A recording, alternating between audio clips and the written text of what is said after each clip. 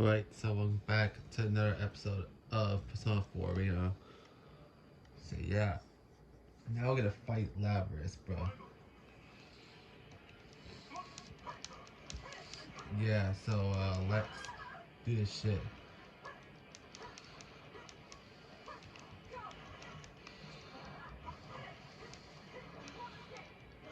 Yeah, teaching her ass a lesson, bro. Honestly, in Persona 3, Mitsuru is she's pretty good at fencing, bro. She'll definitely whoop your ass, bro. Yeah, she's known for like executing people in quotes, bro. So yeah.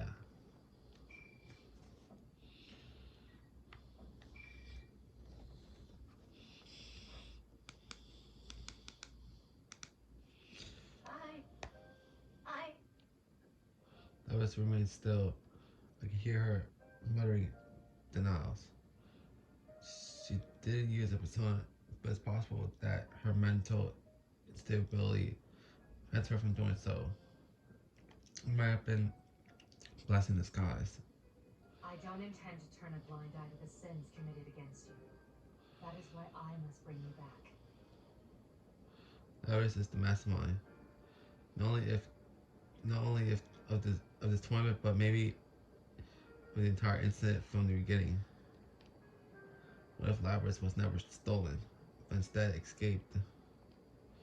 Considering her powers, it is possible that she deluded the ordinary human hijackers.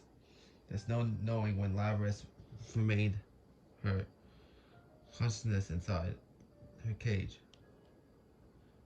What if she hadn't awakened on opening it? What if she was very conscious inside there? She had been sealed for roughly 13 years. More than enough time to formulate a plan. If that was indeed the case, it'd make more sense for this to be a plan devised by Labrys, rather than an unknown party suddenly stealing her away. I can't imagine how much resentment such a small, artificial body could hold. A tragic mastermind, huh? Huh? Mastermind? You got it wrong, Kirito-san. That girl's not. Rise calls out from behind me. Just as she does, I feel so imminent threat rushing towards my back. What? I turn around in surprise. It can't be. Looks like you saved me some time while I was out running errands. Well, you're... Teddy gives an evil smirk. An extremely overpowered version of the noise far worse than before is everywhere around us. Rise squats down while covering both her ears. But all I can do is keep from falling to my own knees. What's going on?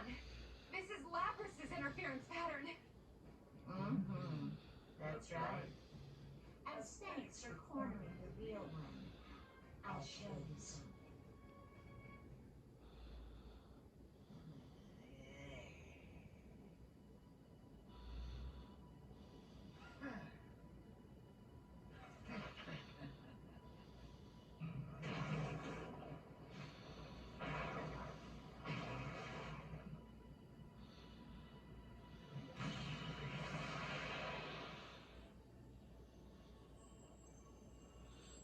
The shell version of Labrys appears.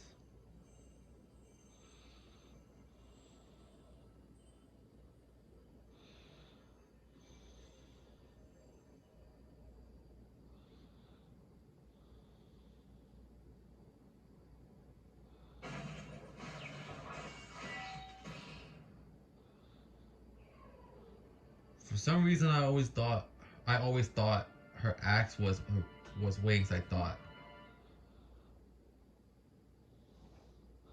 I know it's an axe, but it could be easily mistaken for wings, though. Noise lifts one Minotaur spell, but it was but what it reveals is something I hadn't expected. Another Labrys?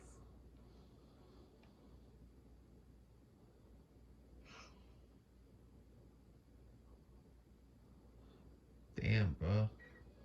Welcome to the Velvet Room. This place exists Our between story's dream not and available. reality, mind and matter. Now then, why don't you introduce yourself? You know what? For Aegis and Labrys, I'm gonna save both of them for last, bro. I'll save both characters for last, bro.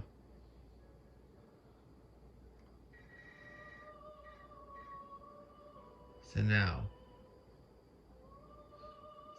I'll do I wish Force you my good way luck. through. I'll do Akiko now.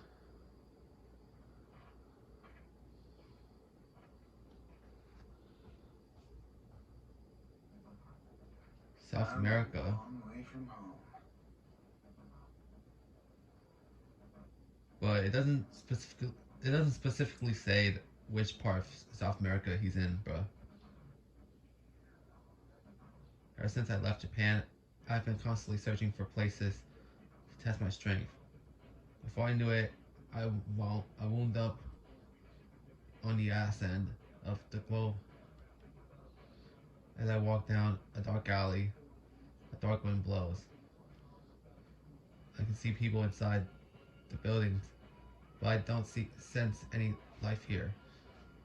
Just because it's quiet doesn't mean that it's anything close to safe, though.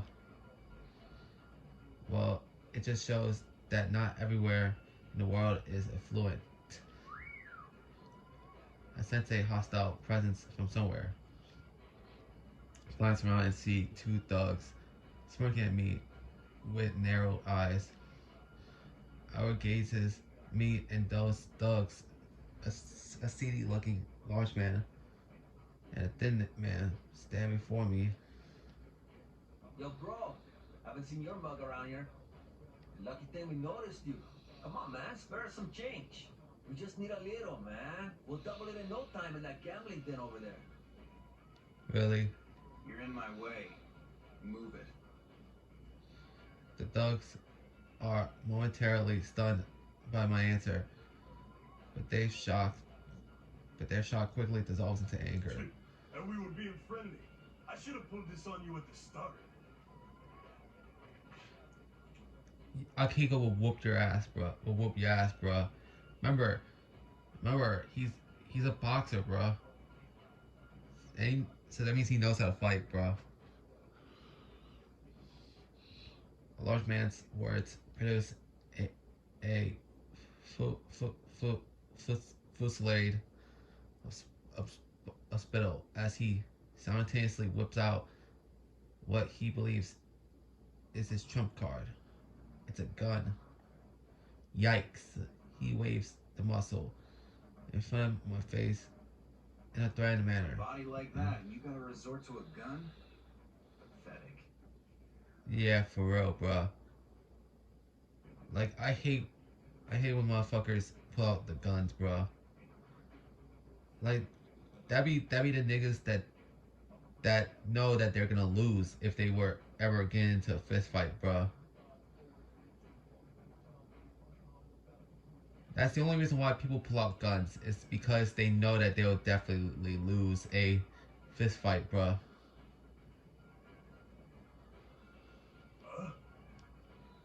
Begin with, do I really look like I carry that much money on me? Ain't you Japanese? Most Asians stupid enough to come once around here? I know it. That's not true, bro.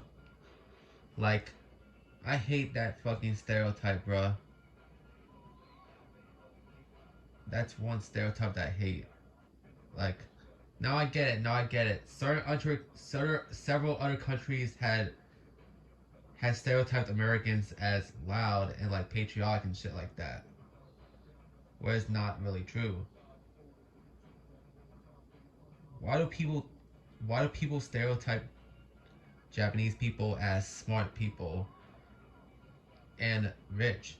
Like, that's not true at all. That's not true at all, bro. People act differently depending on who you are, bruh. Like, I just hate when people stereotype a certain race, bruh. Like, for real.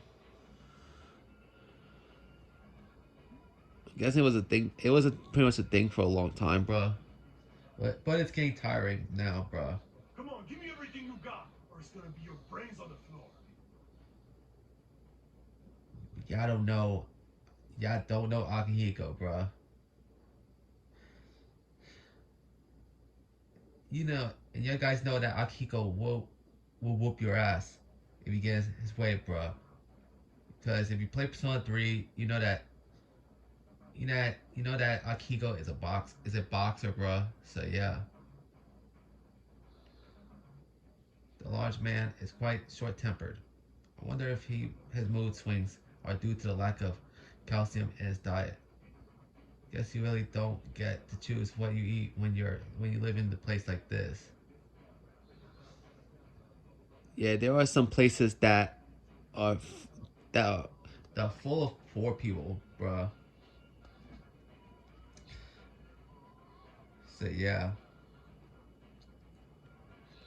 the large man apparently realizes that he can simply take my cash when I'm dead, and his fat finger squeezes the trigger before I can reply. Gunshot rings out and sends a shockwave through the alley's dry air. Son of a bitch! Large man stands stupefied. He recollects himself and throws a few more rounds on my way. What the? What kind of hit him? Oh, you fucked up now, bro. It's because I'm dodging his shots, not the bullets. They obviously move faster than the human body. When a slow man uses a gun, the problem is that he has to point the gun where he wants to send the bullets. And I can see him doing that. I'm just reading his gun movements, getting out of his line of fire before he shoots. It's that simple. I bet he thinks there's something wrong with the gun or that he's not aiming well. He a fucking idiot, that's what it is. Some people, I think he's the embodiment of a phrase, a big head and a low wit. He never realizes what's happening. I dodge his hail of bullets and quickly does the distance to my attempted murder. I get a good look of his face, controlling in fear and confusion. Checkmate.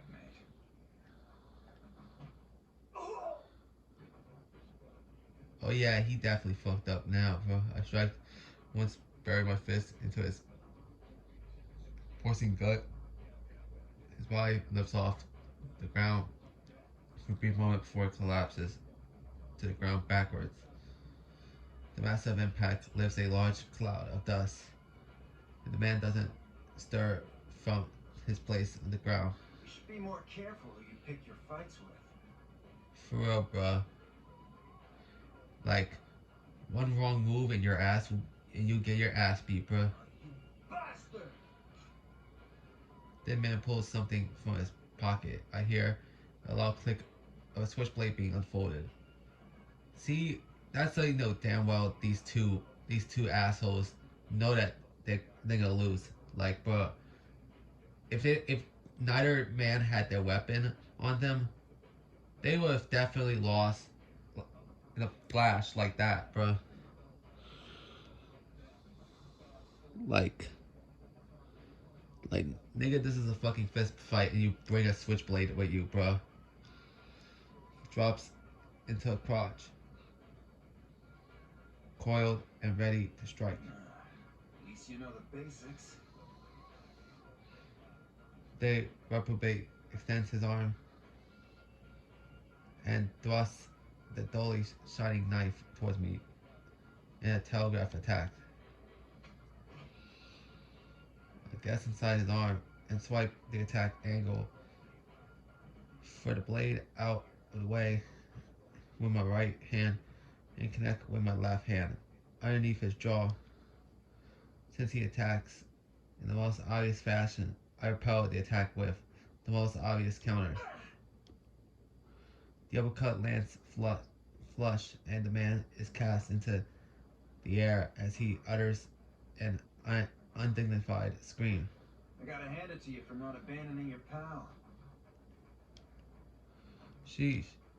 I didn't come on a journey to waste my time getting into scraps that don't even rate as a good warm-up. Although honestly, pretty much all that I had encountered so far in my training was the continuous morass of tedious quarrels. Now up ahead, I noticed that the dust from the fat man's landing has gone on my cape. I brushed it off. This is the only mark that I took from the encounter. Bodily injuries will heal over time, even if they are left alone. But the same can't be said about one's clothing. Damn, that was impressive stuff. Someone speaks to me out of the blue. I glance over to see a man who looks like a bartender hesitantly emerge from the nearby bar. Seems he was watching the whole thing unfold. What a fight! And against a man with a gun? Are you a ninja or something? Nah, that's not important. Where are the police? I'd have thought all the gunfire would catch their attention. The bartender responds to my bewilderment by laughing in an even more dumbfounded manner and shrugs. Things like that happen all the time. The only authority here is the cartel. Damn. Everyone who's not connected dies in poverty. That's been how it works for over 50 years. Like, to me, that kind of feels more like a stereotype for people that live in the continent of South America, bro. Of fucking cartels running the country, and people that don't have ties with them are in poverty. Like, that feels like way too much of a stereotype, bro. So yeah, like, what the fuck, bro? I see. Those who are not connected, upon hearing that, a bitter feeling wells up inside me. Everything in this world relies on connections, and connections are just another form of power. People say that what's more important can't be attained by power, but I figured that means the other 99.9% of everything is simply a matter of power. That includes one's lifespan, and at times, the lifespan of those close to you as well. Hey, why not stop in for a drink? It's on the house. Seeing what you did made my day. The bartender's cheerful voice snaps me out of my ruminations. Are you sure? The cartel you mentioned might not like that. Hey, I'll get off easy compared to you. All I did was offer you a drink, not beat the hell out of their goons. A drink, You huh? have the good stuff in stock? Huh? It's hard to obtain that certain something around here. I haven't had any for a couple days now. Actually, I'm starting to go into withdrawal. What is it you're talking about, mister? Listen, I run a clean bar. Protein. I need a double shot of protein. Huh? Bro. Yeah, like, you're obsessed with this fucking protein, bro. Now I get it. You train as you're a boxer. I get it. You need all the strength in the world, but damn, bro. Like, I think you're going a bit too much with the protein shit, bro. Make it quick. It's only half as effective 30 minutes after I burn some calories. Sorry, I don't know that brand. Is that some kind of sake? Nah. It's alright if you don't have any.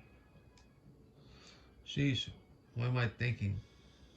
I never know unless you try. You never know unless you try. But it was pretty stupid of me to expect that bartender in a dive bar like this would have protein drinks. I should went ahead and collect myself. When I finally return to Japan, I'll have all the protein my muscle fibers are crying out for. It sounds great. Just think about it. Mountains of protein. Protein as far as the eye can see. But my daydreams of what a world of infinite protein would be like are interrupted. I take out my cell phone and see that I've received an email. There are 3 important things on the sub display. First thing is the icon that tells me that international roaming service is in effect. Second is the name Kirijo. Oh yeah, Mitsuru. The last thing in the word urgent. Looks like opportunity's knocking sooner than I expected. Can't hide my smirk. The fact that the message is urgent means that I'm being summoned for a mission. Fine with me. I haven't found any opponents worth my time here anyway. As a training journey I'm on was preparation for these missions. It was my way of showing that I would be suited for taking on these special missions professionally. It seems that either my plan is working, or that this is fate telling me the time to display my results has come.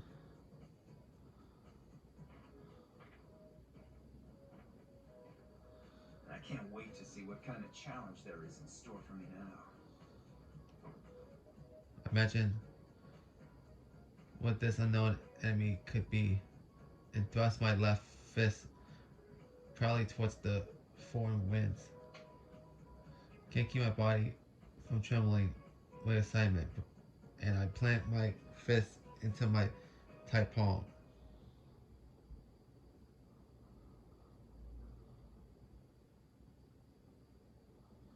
Early morning, May 3rd, Japan. After a flight that took over half a day, I arrived in Japan. Every time I fly, it always strikes me how cramped the seats are, how boring long flights are. Considering that we're being placed in a hypoxic environment, it's a waste not to equip the seats with pack decks or give us access to some cardio equipment. As I head towards the arrival lobby, while thinking about my ideal airline, I hear something I haven't heard in a while. A newscaster reporting in my mother's tone. Good morning. It's May 3rd, Constitution Memorial Day. Our top story today is an update on the hijacking 2 days ago. 5 men attempted a daring hijacking of a domestic airline, the first such incident in Japan in the 21st century.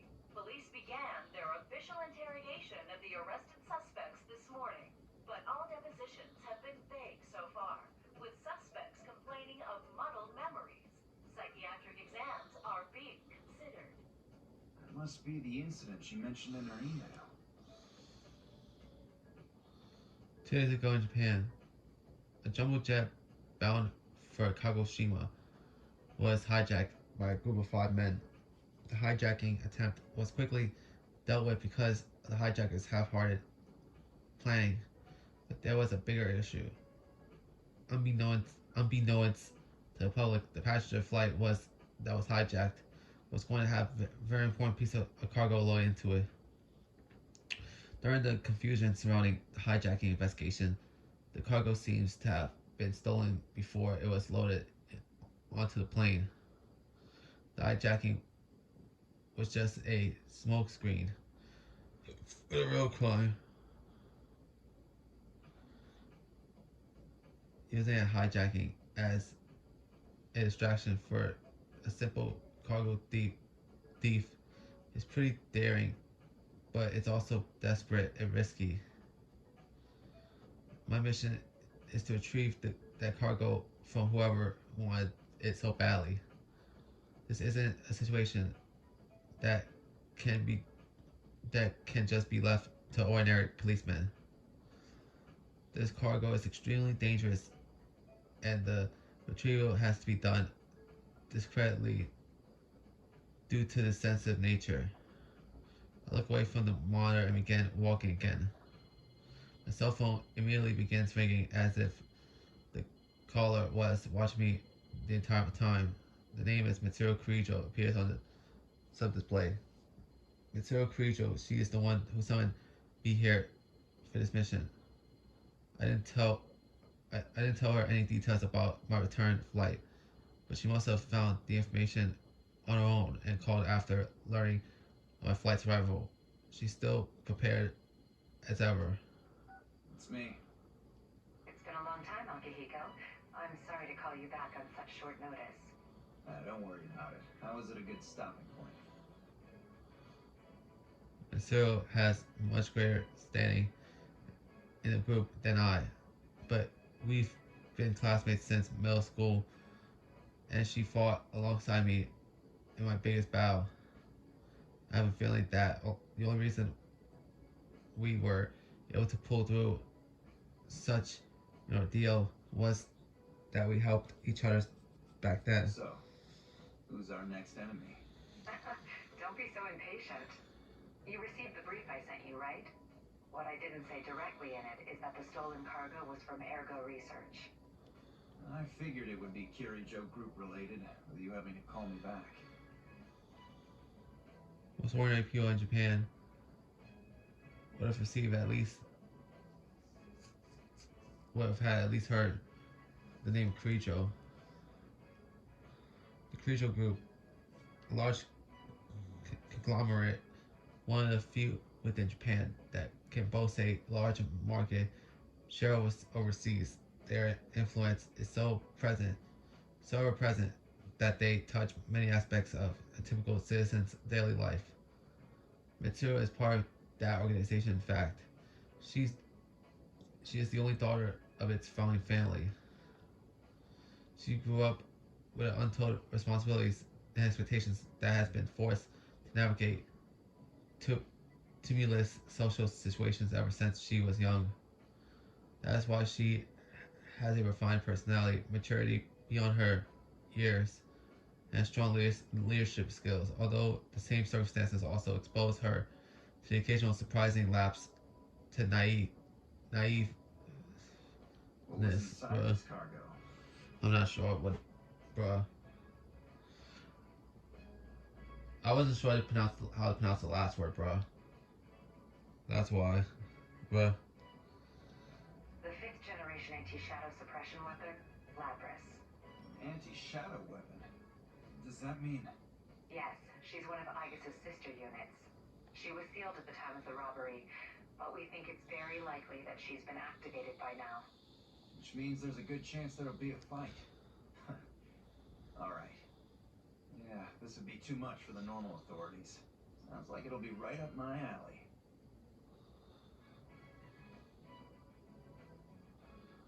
The man who ran the group 2 generations ago, Koetsu Kirijo, he was the founder of the group, and also Mitsuru's grandfather.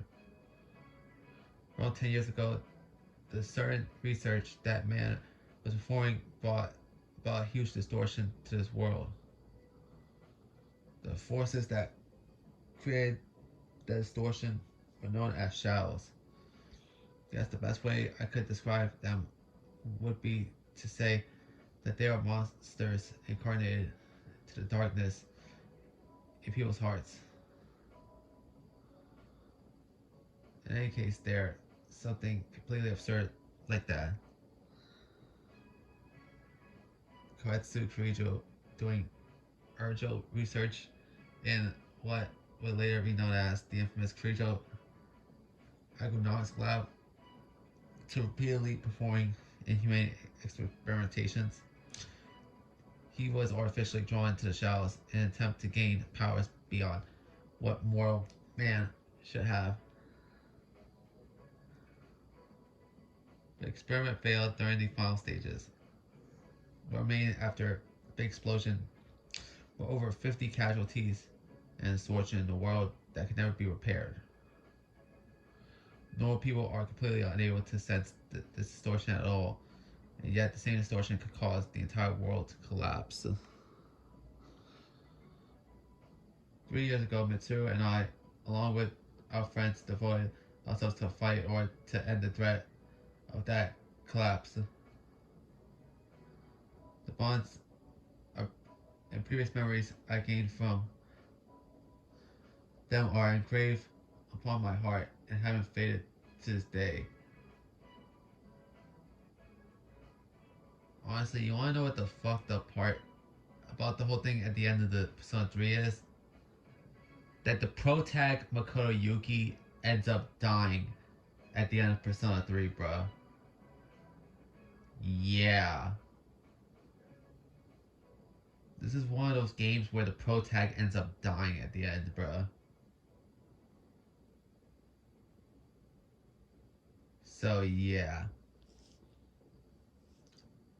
They actually go in more in depth in the answer, which I still haven't react to it yet, but don't worry. I'll try to react it when I get the chance, bruh. But I actually don't want the other videos to overshadow the Rockstar Games videos for this month, because this month is supposed to be Rockstar month that I'm doing, bruh. Which is where I play several games made by Rockstar Games. So yeah.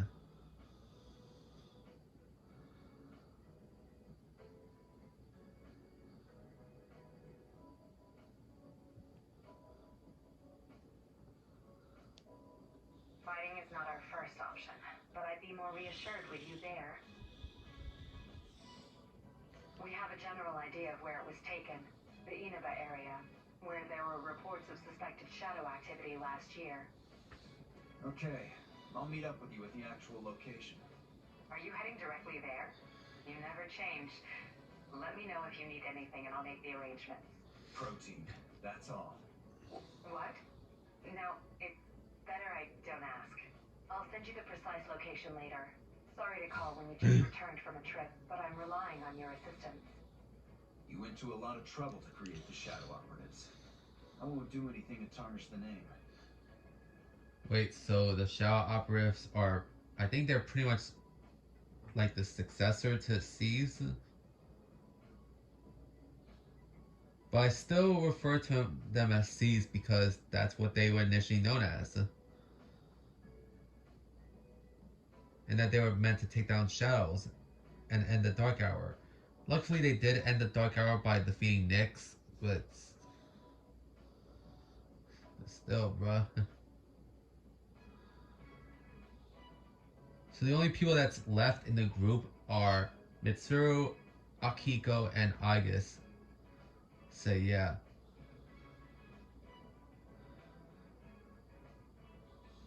I'll see you there.